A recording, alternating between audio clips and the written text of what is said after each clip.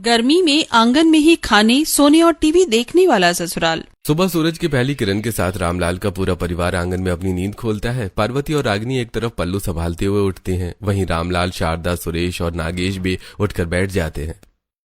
भाई कल रात आंगन में टीवी देखते देखते कब नींद आ गई पता ही नहीं चला। हाँ दादाजी, कल रात को पिक्चर तो बड़ी अच्छी थी। आप लोग उठिए, हम बिस्तर हटाकर खाना बनाना शुरू कर देते हैं।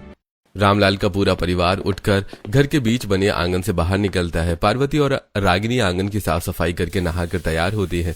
मिट्टी के चूल्हे पर खाना बनाना शुरू करती हैं। हम दोनों अपने खेत जा रहे हैं। जी खाना बन गया है, 2 कौर खाकर फिर जाइए। नहीं, हम पहले अपने खेत में काम कर लें, उसके बाद खाएंगे। बापूजी, माँ जी, आप नाश्ता कर लीजिए। हाँ, बहुत जोर की भूख लगी है। मैं आंगन में टीवी लगाता हूँ, तब तक तुम खाना परोसो। इतना कहकर रामलाल घर के अंदर से एक टीवी लेकर आता है और आंगन में लगाकर शारदा और बहुओं के साथ बैठकर टीवी देखते हुए खाना खाने लगता है। ऐसी रात होती है, आंगन में टीवी लगा होता है। पूरा परिवार और पड़ोसी अपने बच्चों के साथ आंगन में बैठकर टीवी देख रहे होते हैं। अरे वाह रामलाल, क्या पिक्चर लगाई है, इतनी सुंदर हीरोइन है, मन करता है गब्बर की जगह मैं इसे लेकर भाग जाऊं। अरे हरिया, जरा संभल कर भागना, कहीं तेरी धोती तेरे पाँव में न फंस जाए, वरना बचे हुए तेरे 2 दांत भी टूट जाएंगे। अरे विमला बहन, हरिया का काम करते हुए फिसल कर गिर सकता है, पर जब बात हेमा मालिनी की हो तो मजाल है कि वो तस्से मस हो जाए। इतनी तेज गर्मी में भी भट्टी में कूद जाए उसके लिए। अजी, आप कौन से दूध के धुले हुए हैं? अच्छा खासा सास बहू का धारावाहिक देख रहे थे, पर नहीं, आपको तो हेमा मालिनी की पिक्चर देखनी है। हमारे सास ससुर चाहे जितने बूढ़े हो जाए, मस्ती इनके अंदर से खत्म नहीं होने वाली।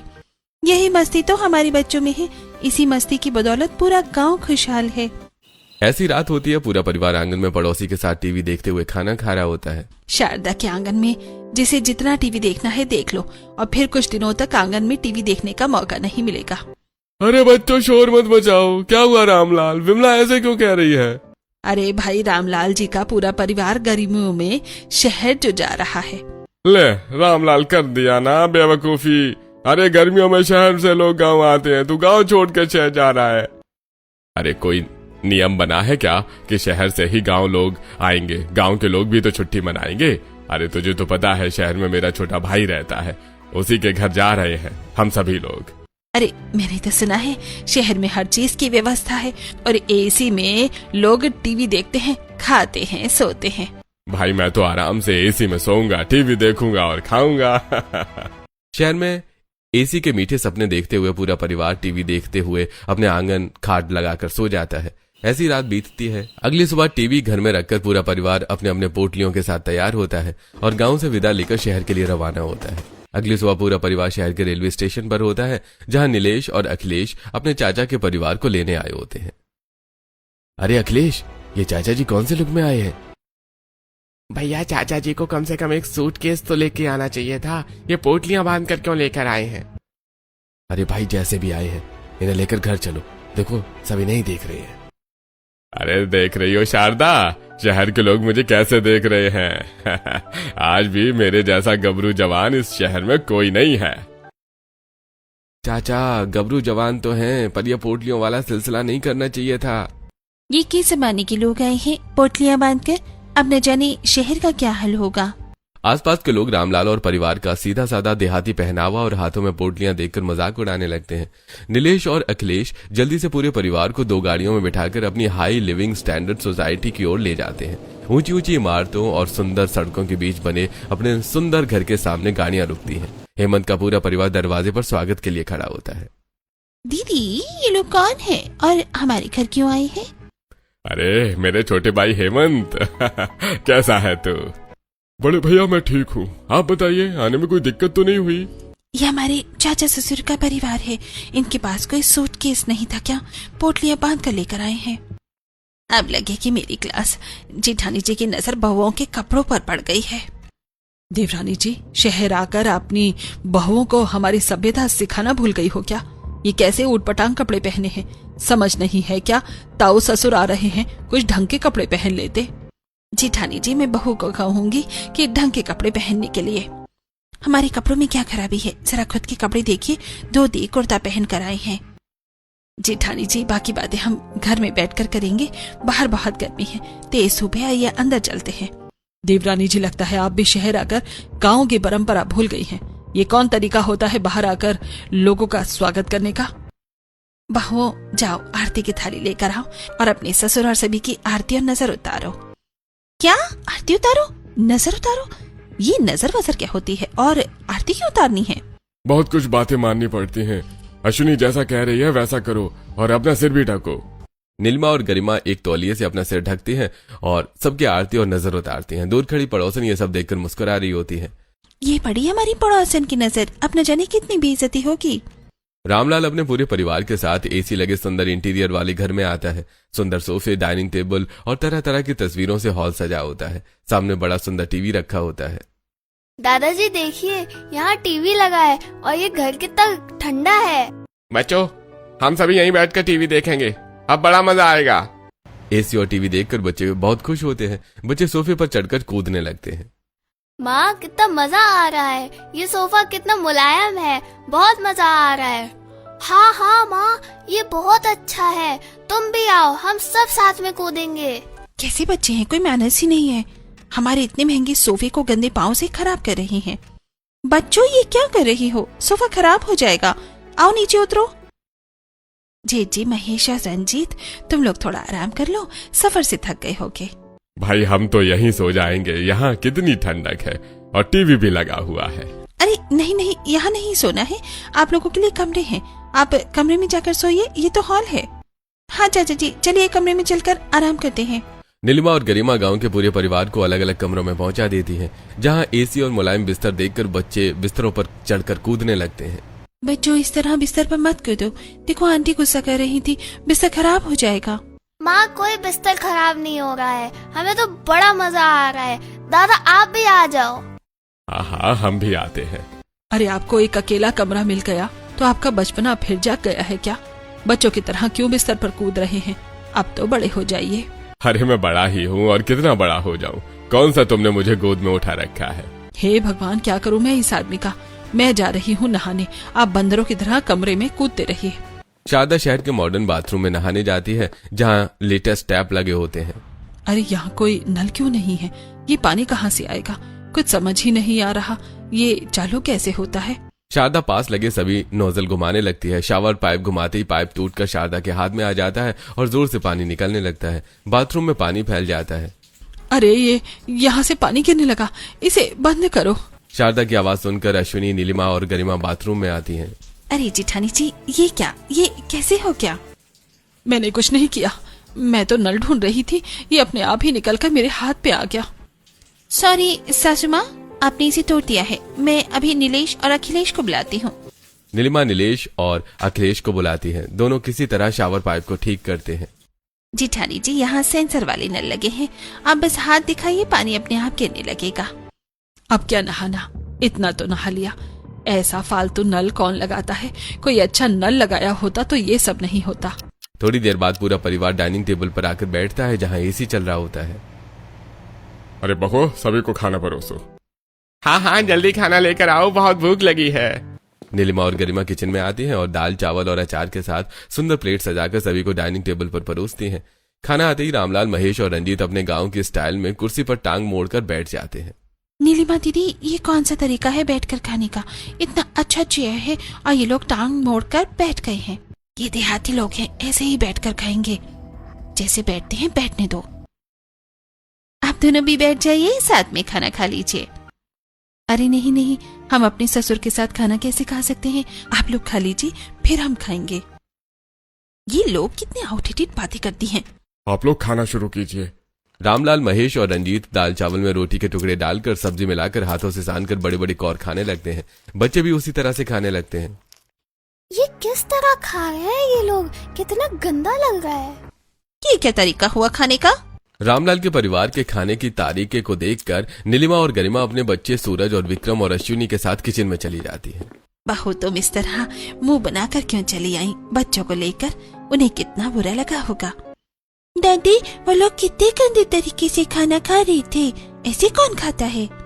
मम्मी जी, हमने इतनी सुंदर प्लेट सजाई थी उनके लिए। हमारे घर में दोपहर के वक्त कोई दाल चावल रोटी सब्जी नहीं खाता, फिर भी हमने बनाया और उन्होंने क्या किया, सब चीजें मिलाकर जानवरों की तरह खाने लगे। तभी हेमंत किचन में आता है और बहुओं की बात सुन लेता है। बहू ये क्या कह रही हो तुम? पापा जी, क्या गलत कह रहे हैं हम? ये लोग जानवरों की तरह क्यों खा रहे हैं? अच्छे से बैठकर भी तो खा सकते हैं। बहू नाराज मत हो, भैया के खाने का यही तरीका है। वो लोग बड़े बड़े निवाले खाते हैं और सारा खाना एक साथ ही खाते हैं, इसलिए ऐसे खा रहे हैं। हेमंत बहुओं को समझाता है। बहुओं का गुस्सा थोड़ा ठंडा होता है। ऐसी दोपहर बीतती है। शाम के वक्त रामलाल हेमंत से हॉल की टीवी चलवाकर पूरे परिवार के साथ सोफे पर बैठ जाता है। पापा मम्मी, कितनी अच्छी पिक्चर है। यहाँ कितनी ठंडी हवा चल रही है, मजा आ रहा है। अरे मजा तो आ रहा है, पर गर्मा गर्म पकौड़े होते चाय के साथ तो और मजा आता। अच्छा, तो गर्मा गर्म पकौड़े बन ही जाते हैं? बहू जरा सभी के लिए पकौड़े और चाय बना दो। हेमंत के कहने पर नीलिमा और गरिमा रसोई में आकर सभी के लिए चाय और पकौड़े बनाने लगती हैं। कैसे मेहमान आ गए हमारी गर्मियों की छुट्टी में। जब से आए हैं तब से परेशान कर रखा है। पहले इनके बच्चे सोफा गंदे करने लगे, फिर सासू माँ ने हमारा महंगा टेप तोड़ दिया, फिर जानवरों की तरह खाना खा रहे थे। अब न जाने चाय पकौड़े कैसे खाएंगे। ये लोग इतनी कवाल लग रहे हैं, कहीं चाय में पकौड़े डुबो कर न खाने लगे। नीलिमा और गरिमा चाय पकौड़े बनाकर हॉल में टीवी देख रहे गांव के परिवार को देती हैं। बच्चे सोफे पर बैठकर बिस्किट खाते हुए टुकड़े गिराने लगते हैं। वहीं रामलाल का परिवार मुंह में पकौड़े भरकर बातें करने लगता है। अरे भाई वाह, क्या पिक्चर है, मजा आ गया। अरे हाँ, ये मेरा फेवरेट है। बहुत अच्छा पिक्चर बनाता है ये हीरो। अरे भैया ये कौन हीरो है? अरे हीरो तो हमारे जमाने में हुआ करते थे, अमिताभ बच्चन लंबी लंबी छलांगे मारा करता था। छी, ये लोग किस तरह से बातें कर रहे हैं? ऐसे कौन मुंह में खाना भरकर बात करता है? कितना गंदा लग रहा है। अरे गरिमा, विक्रम और सूरज को यहाँ से लेकर जाओ, न जाने क्या सीखेंगे इन लोगों से। कहीं ये भी खाते वक्त ऐसे ही बात न करने लगे। मम्मी जी, क्या इन्होंने पहली बार टीवी देखा है? ऐसी टीवी कौन देखता है? आजकल इतने पुराने पिक्चर कौन देखता है? कितने आउटडेटेड लोग हैं ये। नीलेश, नीलिमा, सूरज, अखिलेश, गरिमा और विक्रम मुंह बनाकर अपने कमरे की तरफ निकल जाते हैं। वहीं हेमंत चिंतित होकर सभी को देखता है। अरे अभी तो बड़े भैया का परिवार आया है, अब न जाने आगे क्या क्या होगा। ऐसी रात होती है। रामलाल अपने बेटे और पोतों के साथ हॉल में एसी के सामने बैठा टीवी देख रहा होता है। अरे बड़े भैया, शारदा भाभी, आप लोग डाइनिंग टेबल पर बैठिए, मैं बहुओं से खाना परोसने के लिए कहता हूँ, रात हो गई है। अरे हेमंत, मैं यहाँ बैठकर खाना नहीं खाऊंगा, मुझे टीवी देखते हुए एसी में खाना खाना है। मैं टीवी के सामने बैठकर ही खाऊंगा। हे भगवान, डाइनिंग टेबल पर इन्होंने कितना गंदा तरीके से खाया था। अब ये लोग सोफे पर एसी में टीवी देखते हुए खाना खाएंगे, न जाने कितनी गंदगी फैलाएंगे। नीलिमा और गरिमा अश्विनी को इशारा करके किचन में लेकर आती हैं। बहू, मुझे पता है तुम मुझे क्या कहने के लिए लेकर आई हो। मामी जी, चाहे कुछ भी हो जाए, उन्हें एसी में खाना खाना है तो डाइनिंग टेबल पर बैठकर खाए ना, पर टीवी देखते हुए सोफे पर बैठकर खाना नहीं खाने देंगे हम। पूरा सोफा गंदा कर देंगे ये। मम्मी जी, आपने देखा था ना, शाम को जब वो पकौड़े खा रहे थे तब उन्होंने सोफे का क्या हाल किया था। हमें वैक्यूम क्लीनर से सोफा साफ करना पड़ा। अगर इन्होंने खाना खाया तो हमें सोफा फेंकना पड़ेगा। हेमंत किचन के बाहर खड़ा होकर सारी बातें सुनता है और फिर किचन में आता है। पापा जी, आपने सुना है ना, आपके बड़े भाई ने क्या कहा? वो सोफे पर बैठकर खाना खाना चाहते हैं। हम अभी जाकर उन्हें मना कर देते हैं। अरे नहीं नहीं बउआ, ऐसा मत करना। वो मेरे बड़े भैया का परिवार है, पहली बार गांव से शहर आया है। उन्हें जैसा कहना है वैसा रहने दो, करने दो। बस कुछ दिनों की बात है, थोड़ा समझो। हेमंत के कहने पर अश्विनी, नीलिमा और गरिमा रामलाल के परिवार को सोफे पर खाना परोसने के लिए मान जाते हैं। वहीं पार्वती और रागिनी किचन में आती हैं। आप लोग किचन में क्यों आई हैं? हम आपकी मदद करने आए हैं। नहीं नहीं, हमें आपकी कोई मदद की जरूरत नहीं है, हम खुद कर लेंगे। अरे ऐसा क्यों कह रही हैं? हमें भी मदद करने दीजिए, जब से आए हैं तब से बैठे ही तो हैं। अच्छा, यहाँ इतनी सारी चीजें हैं, इनका इस्तेमाल क्या है? ये मिक्सर है मसाला पीसने के लिए, ओवन है खाना गर्म करने के लिए, और ये बाकी छोटे कामों के लिए है। आपको जब ये सब नहीं पता तो हमारी मदद कैसे करेंगे? हमें जो काम आता है हम वो कर देंगे। अगर कुछ पूछना होगा तो आपसे पूछ लेंगे। पार्वती और रागिनी जबरदस्ती नीलिमा और गरिमा के कामों में हाथ बटाने लगती हैं। पूरा खाना तैयार होता है और नीलिमा, गरिमा, पार्वती और रागिनी सोफे पर सबको खाना परोसती है। महेश और रंजीत सोफे पर बैठ जाते हैं और बच्चे जमीन पर बैठकर सारा खाना एक साथ मिलाकर दोपहर की तरह खाने लगते हैं। मुझे यही उम्मीद थी कि ये लोग अपनी आदत नहीं बदलेंगे। भैया थोड़ा आराम से खाइए, क्या हड़बड़ी है, छोटे छोटे कौर खाइए।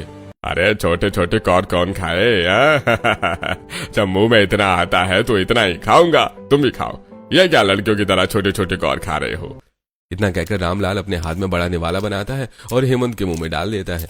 वहीं पास बैठे सूरज और विक्रम के मुंह में भी बड़े निवाले भर देता है। मम्मी मैं कैसे खाऊं, मेरा तो मुंह ही नहीं चल रहा। सूरज और विक्रम का मुंह भर जाता है और दोनों खाना चबा नहीं पाते। तभी अखिलेश आगे बढ़कर दोनों को पानी पिलाकर खाना निकलवाता है। नहीं खाना हमें आप लोगों के साथ, हम अपने कमरे में जा रहे हैं, इतना बड़ा बड़ा निवाला कौन खाता है? बच्चे नाराज होकर अपने कमरे में चले जाते हैं। कैसे छुई मुई बच्चे हैं, इतने में ही परेशान हो गए। हमारे सुरेश और नागेश देखो कितने मजबूत हैं। भाई मेरा पेट भर गया, मुझे नींद आ रही है, मेरा बिस्तर लगा दो, मैं यहीं सो जाऊंगा। अरे यानी सोना है, तुम लोग अपने कमरे में जाकर सो, वहां भी एसी लगा है। अरे वहां टीवी नहीं लगा है ना। भैया हॉल में नहीं सोते, आप कमरे में जाइए, वहां एसी है, बहुत ठंडक मिलेगी। रामलाल का पूरा परिवार अपने अपने कमरों में जाकर एसी चलाकर सो जाता है। कुछ देर में सभी करवटें बदलने लगते हैं। ऐसे कुछ दिन बीतते हैं। एक दोपहर रामलाल अपने कमरे में एसी चलाकर सो रहा होता है और अचानक उठकर खिड़की के पास आ जाता है। अरे भाई मुझे नींद नहीं आ रही है, गांव में खाना खाने के बाद कितनी अच्छी नींद आती थी, यहाँ तो घुटन सी हो रही है। हमें आदत नहीं है, इस एसी में नींद नहीं आ रही है, चलिए बाहर चलते हैं। रामलाल अपने कमरे से बाहर निकलता है। वहीं बाकी परिवार भी अपने अपने कमरों से निकलकर हॉल में आ जाता है। क्या पिताजी आपको भी नींद नहीं आ रही थी? हाँ मुझे भी नहीं आ रही थी, कुछ दिन तो एसी में करवटें बदलते हुए नींद आती थी, अब तो बिल्कुल भी नहीं। चलो यहीं बैठकर टीवी देखते हैं। पूरा परिवार साथ बैठकर टीवी देखने लगता है। थोड़ी देर में सबका मन भटकने लगता है। मेरा मन नहीं कर रहा यहाँ बैठने का, समझ नहीं आ रहा क्या हो रहा है। हाँ मुझे भी। सभी आपस में बातें कर रहे होते हैं। तभी रामलाल की नजर बाहर लॉन में एक पेड़ के पास पड़ती है। रामलाल अपने गांव के दिनों को याद करते हुए आंगन के बीचों बीच अपने पड़ोसियों के साथ खड़ा होता है। वहीं महेश और रंजीत आंगन में टीवी लगा रहे होते हैं। अरे रंजीत बेटा जल्दी जल्दी हाथ चलाओ, तुम लोग जल्दी से आंगन में टीवी लगाओ। अरे रामलाल ये तो बड़ा बढ़िया सोचा, आंगन में ठंडी ठंडी हवा के बीच में टीवी देखने में बड़ा मजा आएगा गर्मियों में। अरे भाई आंगन में टीवी देखते हुए खाने और सोने का मजा ही कुछ और है, इसीलिए मैं अपने आंगन में टीवी लगवा रहा हूँ। पापा टीवी चालू हो गया। टीवी चालू होते ही रामलाल अपने दोस्त और बेटों के साथ एक तरफ बैठ जाता है। वहीं बहुएं शारदा के साथ एक तरफ बैठ जाती हैं और बच्चे चारों तरफ उछल कूद करने लगते हैं। अरे भाई असली मजा तो आंगन में टीवी देखने में है। अब मुझे समझ में आया हमें एसी में टीवी देखने, खाने और सोने का मजा क्यों नहीं आ रहा है। हम तो आंगन में ही टीवी देखेंगे, खाएंगे और सोएंगे। पापा जी यहाँ आंगन कहाँ है, ये तो शहर का घर है। अरे बहू वो सामने देखो, वो रहा आंगन। सुरेश बेटा जाओ अपने दादाजी को बुलाकर लाओ। सुरेश दौड़ते हुए हेमंत के कमरे में आता है। क्या हुआ मेरे बच्चे? दादाजी जल्दी नीचे चलिए, आपको बुला रहे हैं। हेमंत हर्षवाणी के साथ हॉल में आता है। क्या हुआ बड़े भैया, आपने मुझे बुलाया? अरे मुझे आंगन में टीवी देखना है, तू बाहर टीवी लगवा। हेमंत नीलेश और अखिलेश को बुलाता है। अरे नीलेश और अखिलेश, हॉल का टीवी वहां पेड़ के पास लगा दो। हॉल का टीवी पेड़ के पास लगा दूं, पर क्यों? अरे तुम लगा दो, तुम्हारे चाचा जी को वहीं टीवी देखना है। ठीक है हम लगा देते हैं। नीलेश और अखिलेश हॉल का टीवी निकालकर घर के बाहर तेज धूप में पेड़ के पास लगा देते हैं। रामलाल का पूरा परिवार बाहर धूप में बैठ जाता है। दादाजी यहाँ तो बहुत तेज धूप है, टीवी में कुछ दिखाई नहीं दे रहा और कितनी गर्मी भी है। हाँ बेटा धूप तो बहुत तेज है। शारदा जा मेरी पोटली से 2 धोती लेकर आ। रामलाल शारदा से 2 धोती मंगवाता है और एक डंडे के सहारे घर के लॉन में तंबू बनाकर पूरा परिवार अंदर बैठकर टीवी देखने लगता है। पड़ोसी अपनी बालकनी से ये सब देख रहे होते हैं और नीलिमा और गरिमा भी बालकनी में आ जाती हैं। अब इन्होंने क्या ड्रामा शुरू कर दिया? अरे नीलिमा, गरिमा, तुमने बताया नहीं कि तुमने टाइम मशीन की खोज कर ली है। Time machine? हमने कोई टाइम मशीन की खोज नहीं की। अगर टाइम मशीन नहीं बनाई तो ये 19वीं सदी के लोग कहाँ से ले आई हो तुम? पहले पोटली लेकर आई, फिर तुम इनकी नजर उतार रही थी और अब धोती का टेंट बनाकर तुम्हारे लॉन में टीवी देख रहे हैं। नीलिमा दीदी, हम पापा जी के कहने पर कुछ नहीं बोल रहे हैं, पर अब इन्होंने लिमिट क्रॉस कर दी है। पूरी सोसाइटी में हमारा मजाक बन रहा है। हम बोल भी तो नहीं सकते, मेहमान हैं, ऊपर से पापा जी के इमोशन जुड़े हैं। अरे रागिनी बहू, पार्वती बहू, नीलिमा और गरिमा बहू के साथ सभी के लिए ठंडा शरबत बनाकर लेकर आओ। रागिनी और पार्वती किचन में आती हैं। वहीं गरिमा और नीलिमा भी किचन में चली जाती हैं। आप लोग किचन में क्यों आई हैं? बापूजी ने सभी के लिए शरबत मंगवाया है, वही बनाने आए हैं। नींबू कहाँ है? हाँ, फ्रिज में है। पार्वती और रागिनी सभी के लिए ठंडा शरबत बनाती हैं। वहीं गरिमा और नीलिमा शरबत लेकर बाहर टीवी देख रहे रामलाल के परिवार के पास आती हैं। यहाँ कितनी तेज धूप है, कितनी गर्मी लग रही है। हम अभी एसी से निकलते हैं, इसलिए ज्यादा गर्मी लग रही है। जल्दी घर में चलो, वरना पसीने से भर जाएंगे। नीलिमा और गरिमा जल्दी से घर में चली जाती हैं। वहीं रागिनी और पार्वती सभी के साथ बैठकर टीवी देख रही होती हैं। ऐसे ही दोपहर के खाने का वक्त होता है। रागिनी और पार्वती किचन में आकर सभी के लिए खाना बनाने लगती हैं। आप लोग खाना क्यों बना रही हैं? हम बना लेंगे। तुम लोग अकेले क्यों बनाओगी? हम भी मदद करेंगे। मैं चावल और सब्जी बना रही हूँ, तुम रोटी बना लो। चारों मिलकर खाना बनाती हैं और फिर गरिमा और नीलिमा बाहर लेकर आती हैं। दीदी, आप लोग जाइए और अपने ससुर जी को बुला लीजिए। बाबूजी बाहर बैठकर ही खाना खाएंगे। सारा खाना लेकर बाहर चलो। बाहर बैठकर खाना खाएंगे? क्यों?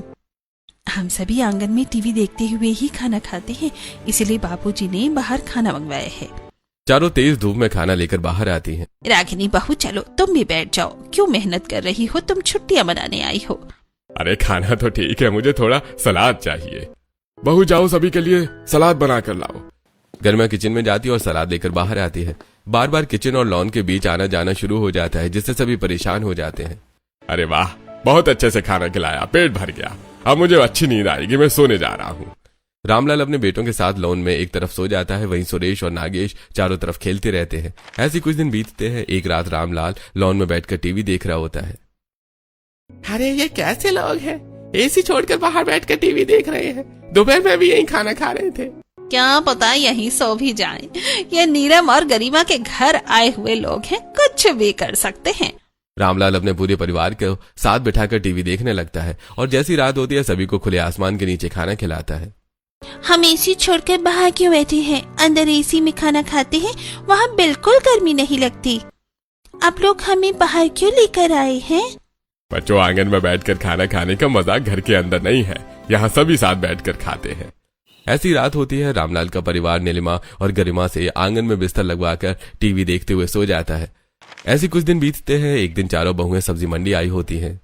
भैया, ये आलू कितने के दिए? 40 रुपए किलो आलू। क्या 40 रुपए किलो? उल्लू बना रही हो क्या? हमें पता है 30 रुपए किलो दाम है, 40 क्यों लगा रहे हो? आप लोग सब्जी वाले से बार्गेनिंग क्यों कर रहे हैं? हम बार्गेनिंग नहीं करते, जितना कह रहा है उतना दे दीजिए। अरे क्यों? वो ज्यादा पैसे मांग रहा है। पूरा परिवार गवारू जैसी हरकत करता है और यहाँ आकर हमारी बेइज्जती करवा रहे हैं। जितना कहते हैं उतने में सब्जियां ले लीजिए। आई बड़ी अमीर, खुद को तो ज्ञान ही नहीं है। शादीशुदा गृहिणी सही दाम में सब्जी ले रही है तो मना कर रही है। भैया, सही दाम में सब्जी देनी है तो दो, वरना हम कहीं और से ले लेंगे। अरे नहीं, ये ले लीजिए, 30 रुपए किलो ले लीजिए। सब्जी वाला आलू 30 रुपए किलो दे देता है। नीलिमा और गरिमा हैरान रह जाती हैं। ऐसे कुछ दिन बीतते हैं। एक सुबह रामलाल आंगन में छत से पाइप खींचकर चारों बच्चों के साथ नहा रहा होता है। कैसी बेशरम हरकत है, इतनी छोटी पैंट पहनकर सबके सामने बच्चों के साथ नहा रहा है। पापा जी, इन्हें रोकिए, ये क्या बेशर्मी कर रही हैं? पूरा लॉन कीचड़ से भर दिया है। हेमंत तुरंत रामलाल के पास टॉवल लेकर आता है और उसे लपेट कर अंदर खींच कर ले जाता है। अरे क्या हुआ हेमंत? मैं तो अच्छे से नहा रहा था। भैया, ये सब क्या कर रहे थे? शहर में ऐसा नहीं करते, सब देख रहे थे, लोग बुरा मान रहे थे।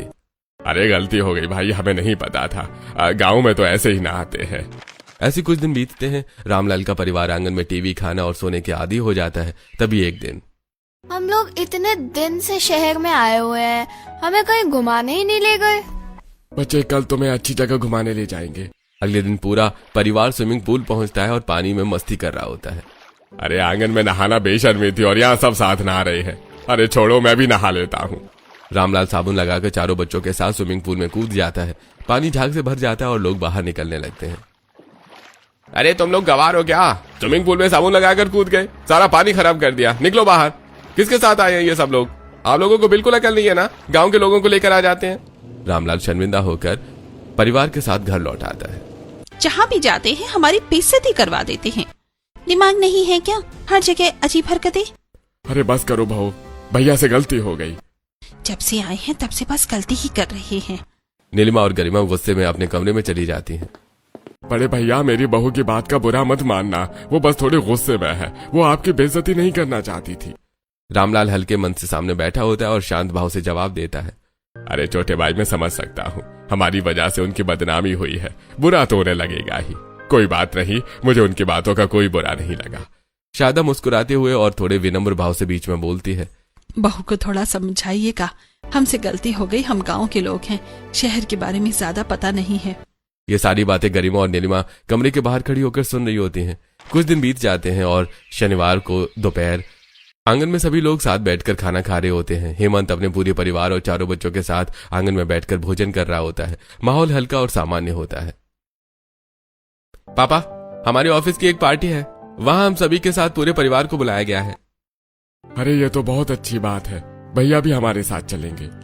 अरे नहीं नहीं हेमंत, तुम लोग चले जाओ, हम वहां जाएंगे तो बड़े बड़े शहर के लोग होंगे, हमसे कोई गलती हो गई तो बहू की बदनामी हो जाएगी। अरे भैया, आपने तो बहू की बात को गांठ बांध ली है, हमने कहा ना, भूल गई उस बात को। देवर जी, आपके भैया उस बात को भूल चुके हैं। भैया, आपको अपने परिवार के साथ चलना ही पड़ेगा, वरना हम भी नहीं जाएंगे। आप बस शहर के कपड़े ले लीजिए। अच्छा अच्छा ठीक है, हम जाएंगे। रात होती है। रामलाल अपने परिवार के साथ आंगन में टेलीविजन देखते हुए सो जाते हैं। अगली सुबह रामलाल अपने पूरे परिवार के साथ पास के मॉल में जाता है और सभी लोग नई शहरी कपड़े खरीदने लगते हैं। वाह पार्वती, ये साड़ी तो तुम पर बहुत अच्छी लग रही है। तुम भी इन साड़ियों में अच्छी लग रही हो। अरे भाई, मैंने तो एक बार अमिताभ बच्चन को ये कोट पहने देखा था, मैं भी ऐसा ही कोट पहनूंगा। देवरानी जी अपनी बहू बेटों के साथ पार्टी में पहुंच गई हैं। हम भी यही कपड़े पहनकर सीधे पार्टी में पहुंचते हैं। हाँ हाँ, चाचा जी ने हमें पता बता दिया है। पूरा परिवार ट्रायल रूम में जाकर कपड़े बदलने चला जाता है। वहीं दूसरी तरफ शहर की पार्टी में हेमंत का पूरा परिवार सूट बूट टाई और डिजाइनर साड़ियों में सजा हुआ पार्टी में पहुंच चुका होता है। चारों तरफ चमक धमक, नाच गाना और खाना पीना चल रहा होता है। अगर मेरे बड़े भाई से कोई गलती हो जाए तो उन्हें यहाँ कुछ मत कहना, तुम मुझसे कहना, मैं उन्हें समझाऊंगा। देखिए आपके बड़े भैया आ गए। रामलाल अपने पूरे परिवार के साथ पार्टी में आता है। शारदा, पार्वती और रागिनी डिजाइनर साड़ियों में और सिर पर घूंघट लिए हुए आती हैं। महेश, सुरेश और बच्चे स्पोर्ट्स शूज पहने होते हैं। अरे भगवान, ये क्या बनकर आए हैं ये लोग? इन्होंने ये कैसी टाई बांधी और ये अजीब से शूज क्यों पहन लिए इन्होंने? अरे ये कौन नमूना आ गया हमारी पार्टी में? किसी सर्कस से भाग कर आए हैं क्या? अरे सर्कस से नहीं, मुझे लगता है किसी रेस से भाग कर आए हैं। देखो, सबने स्पोर्ट्स शूज पहने हैं।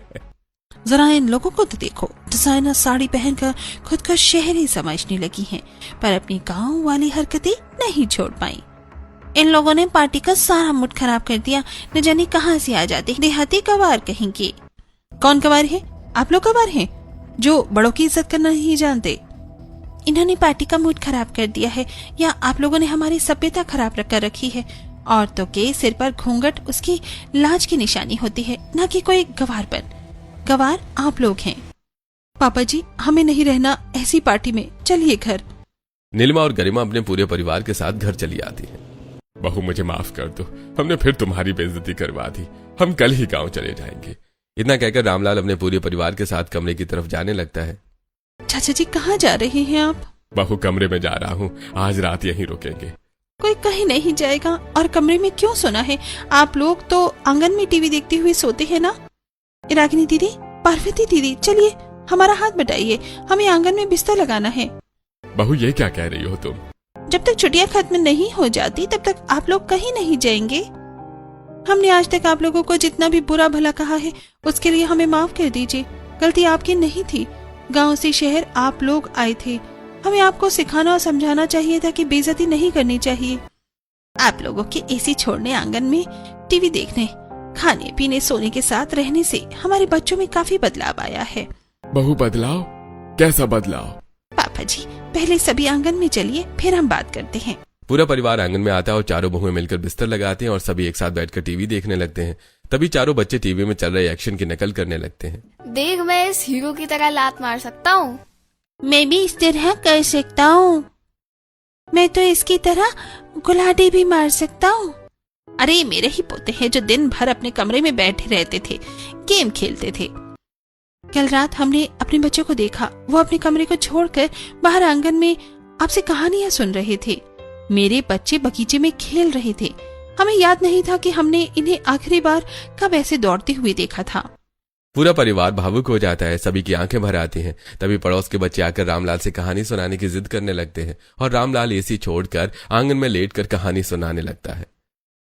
बच्चों, आज मैं तुम्हें गांव की कहानी सुनाता हूँ जहां रात में जब हम अपने आंगन में सोते थे तब आसमान पूरा तारों से भरा होता था। शहर की तरह प्रदूषण नहीं होता था।